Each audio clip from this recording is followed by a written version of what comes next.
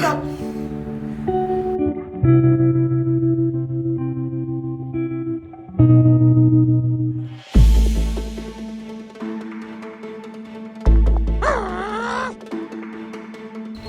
Bây giờ mà về mặt mũi đâu mà nhìn đại ca.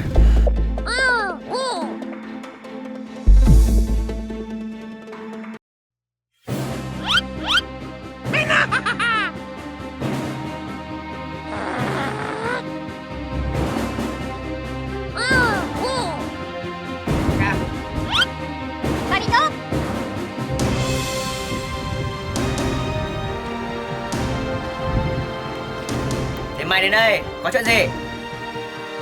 Ba đường này, hai đường này. Cái gì là cũng có giá ở đó. Tiền đâu? Ê, lúc cửa bị ập nè. Ba đi tốt.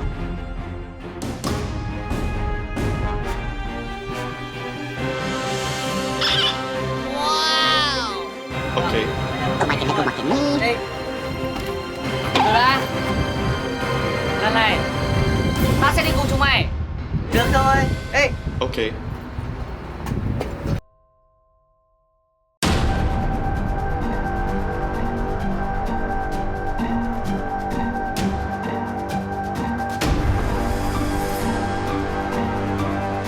Nope.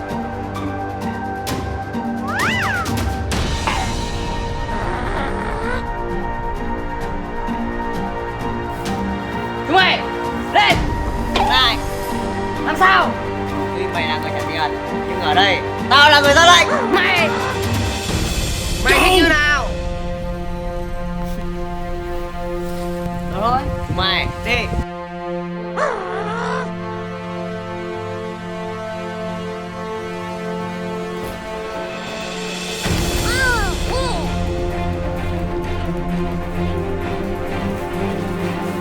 Nope.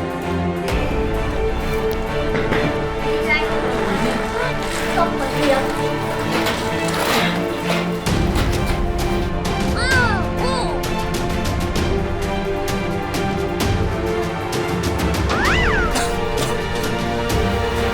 Anh ngồi đây, để em đi với sự chút nào.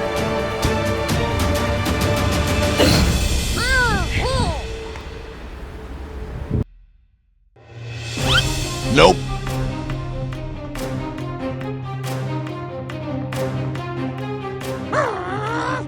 Ta đi tốt. Mày vào đây đi. Mày, đến đây. Ok. Lên.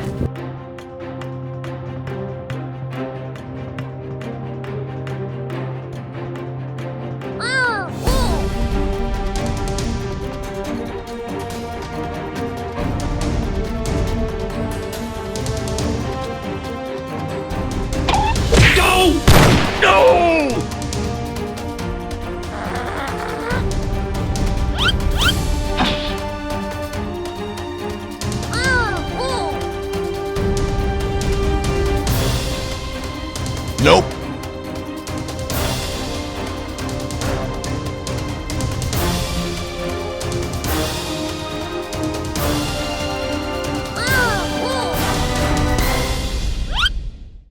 Ta đi tốt.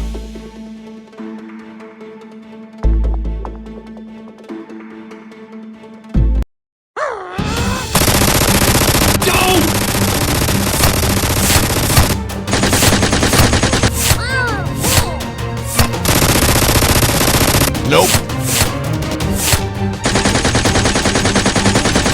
Ta đi tốt.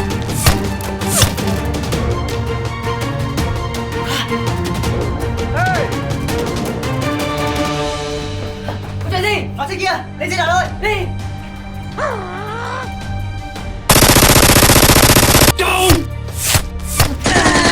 Nope.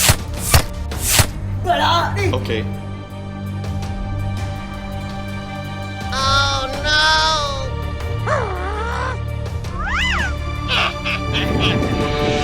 Mày chạy nữa đi.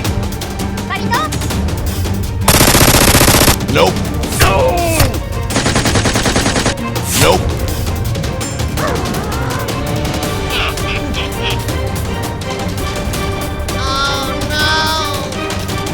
Để xem hôm nay mày chạy đâu.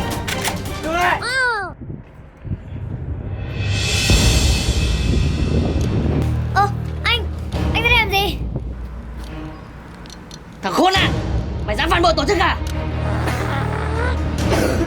Tao xin lỗi.